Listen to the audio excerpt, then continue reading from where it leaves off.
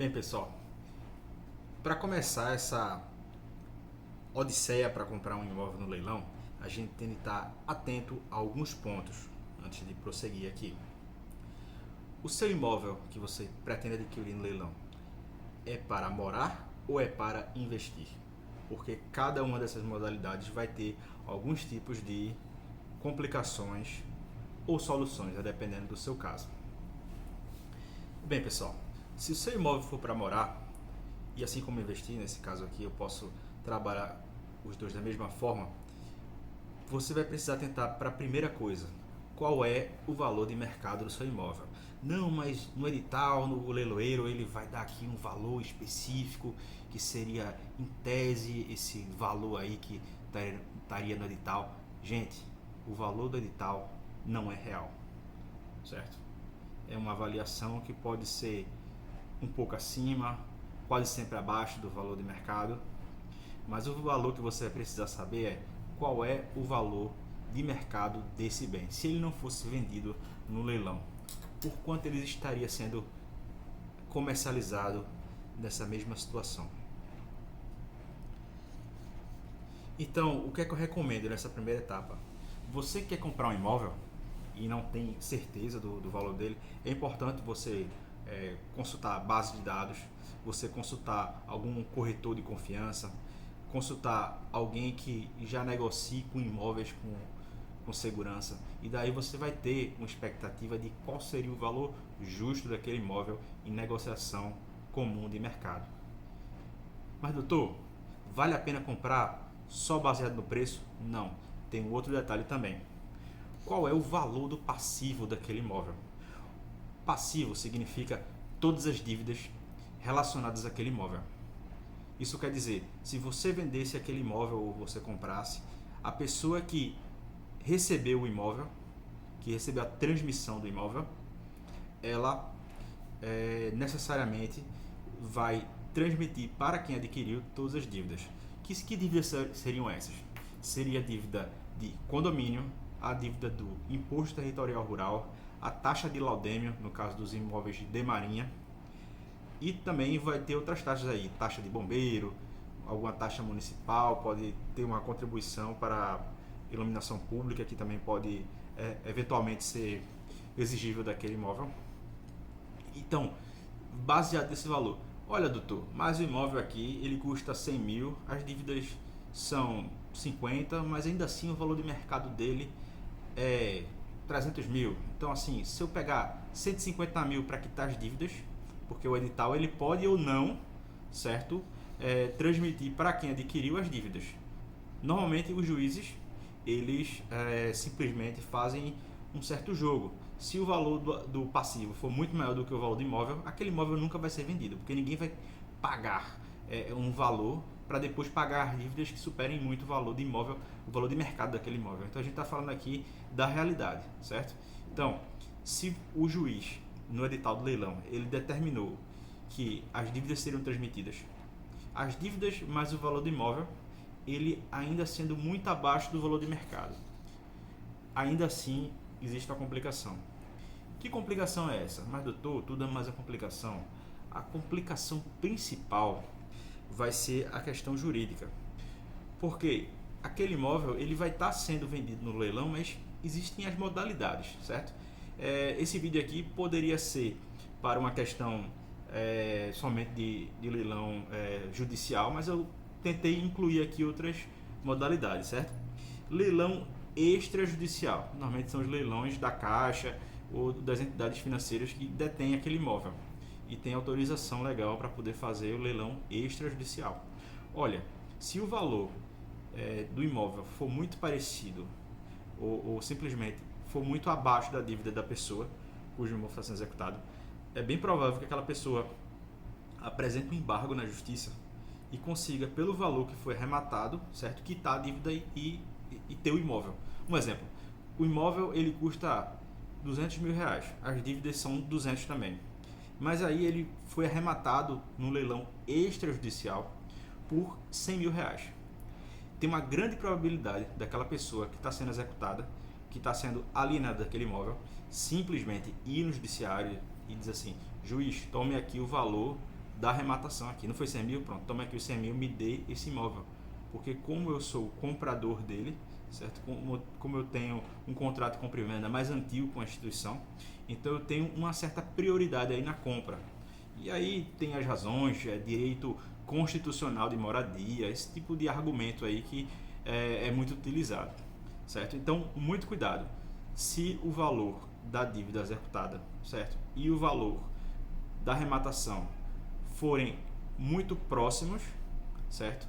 Vale a pena você comprar. Agora, se for muito abaixo do valor da dívida do imóvel, então tem uma grande probabilidade de você sofrer um embaraço jurídico aí, de seu dinheiro ficar preso na vara e você não receber. Ah, mas tem um advogado lá no Grão-Pará. Olha, também sou advogado, certo? O que eu estou dizendo é, isso acontece. Não estou dizendo que é garantia que a pessoa vai perder o imóvel porque o dono proprietário vai apresentar o dinheiro na justiça e vai levar, até porque muitas vezes a pessoa nem esse dinheiro tem, certo? Então tem uma certa gama de situações, certo? Precedentes são precedentes. Não existe aqui no Brasil uma jurisprudência que você diga, olha, isso aqui é a nossa, sabe, o nosso lead case, que nem no direito norte-americano. Não é. O Brasil não é assim. A cada 3 meses aí sai uma jurisprudência nova e é a nossa realidade, certo? Mas assim, você vai ter dor de cabeça, certo? Consolidação da propriedade. O que é consolidação da propriedade?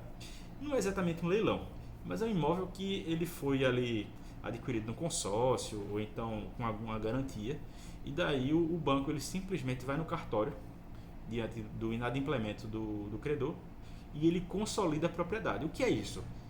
Aquele imóvel, muitas vezes ele é comprado com reserva de usufruto, né? Você tem o seu usufrutuário, quando você quitar, aí o bem ele transfere a propriedade, certo? Então a propriedade não está consolidada no banco. Ele cedeu para você o direito de usufruto e lá no final, se você quitar, ele transfere para você a propriedade do imóvel, certo? Então nesse caso a gente está diante aí de uma pessoa que simplesmente adquiriu um imóvel num banco e o banco consolidou a propriedade porque a pessoa não pagou. Ela pegou esse bem e vendeu para um terceiro, certo? Isso não é exatamente um leilão, mas é como se fosse, certo? Então, atentar aí, certo? Para o valor que o banco está revendendo o bem, esse tipo de coisa, porque pode também ter uma dor de cabeça semelhante ao leilão extrajudicial, certo?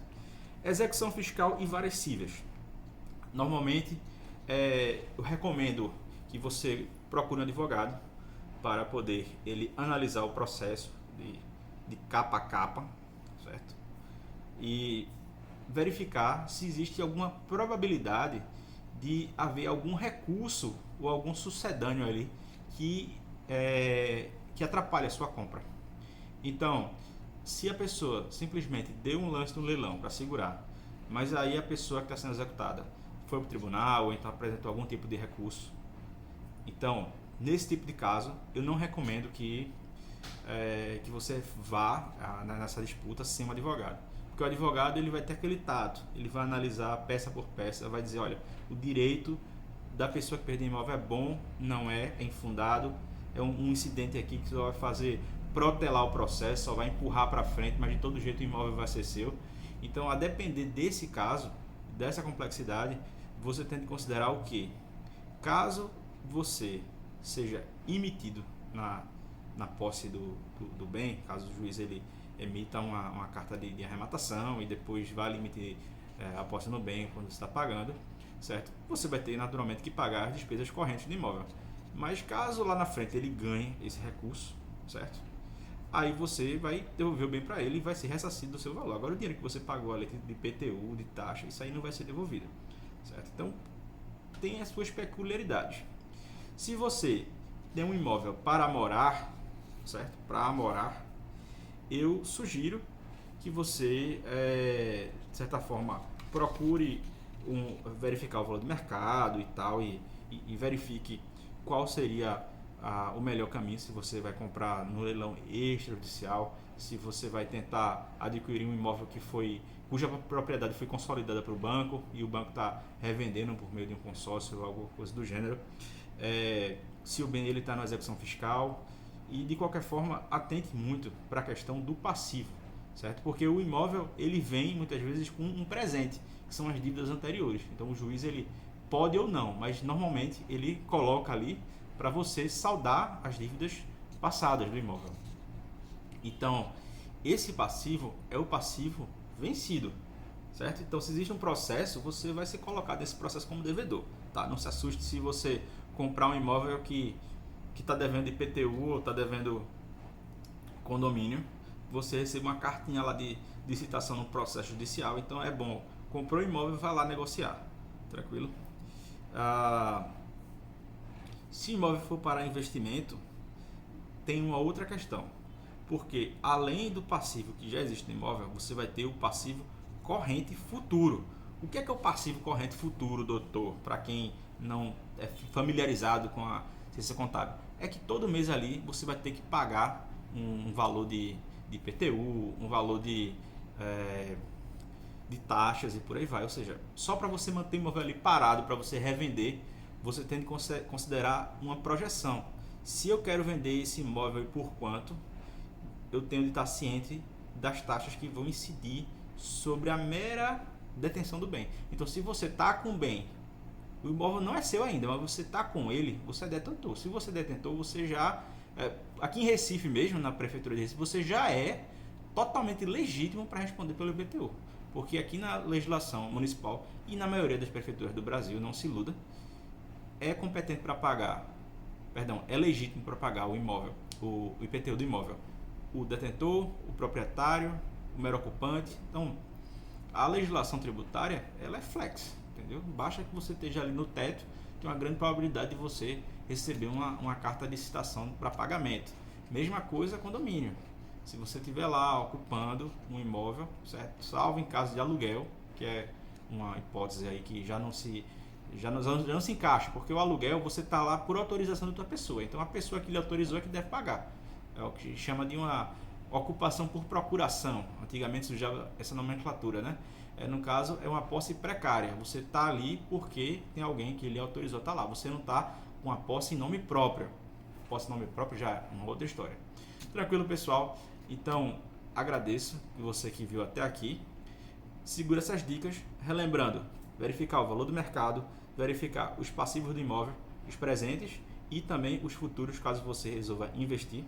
E também o terceiro é a complexidade jurídica. Você vai precisar de um bom advogado aí para lhe orientar a depender do tipo de situação, porque cada imóvel é uma verdadeira história. Você pega a matrícula do imóvel ali, ele já passou por trocentas pessoas, que uma pessoa passou para outra, foi para herança e por aí vai. Então, assim, a depender do imóvel, realmente a situação é extremamente complexa.